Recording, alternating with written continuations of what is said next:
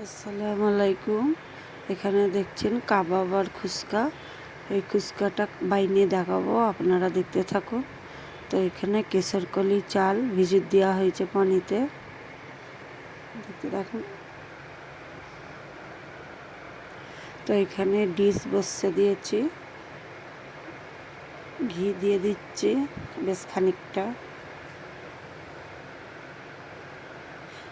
সাদা তেলও খানিকটা দিয়ে দিচ্ছি। ওদিকে চালটা ভিজানো আছে। তেল আর ঘি গরম হয়ে গেছে, পেঁয়াজ দিয়ে দিয়েছি আর এলাচ, লং, দারচিনি, তেজপাতা দিয়ে দিয়েছি।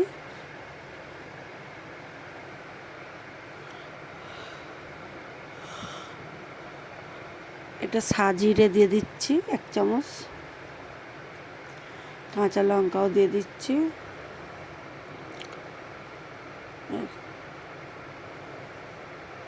এদিকে পানি গরম বসিয়ে দিয়েছি কাপ মেপে, এই কাপটা দেখালাম, এই কাপটা মেপে।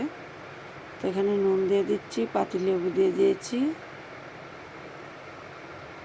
এদিকে আদা রসুন বাটাটা দিয়ে দিচ্ছি একসাথে মিক্স করে পেঁয়াজের ওপরে।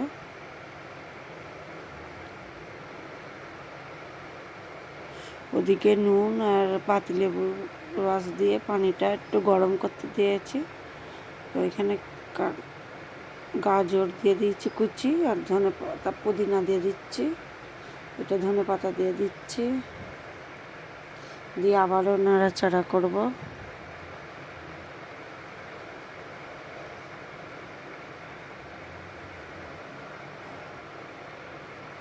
অল্প একটু পানি দিয়ে দিচ্ছি, নাহলে পুড়ে যাবে তলাটা। তারপরে এখানে আমি দই দিয়ে দিচ্ছি 1 পিলা,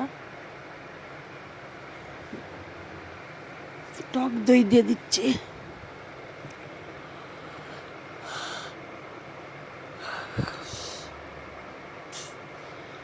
এখানে নেড়ে ছেড়ে একটু পানি দিয়ে দেবো।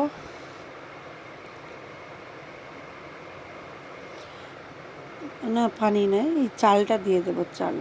পানিটা ওইদিকে বসেছি, চালটা ধুয়ে নিয়েছি 3-4 বার ধুয়ে, এই ভিজানো চালটা এর উপরে দিয়ে দিলাম, একটু নেড়ে চেড়ে পানিটা দিয়ে দেবো।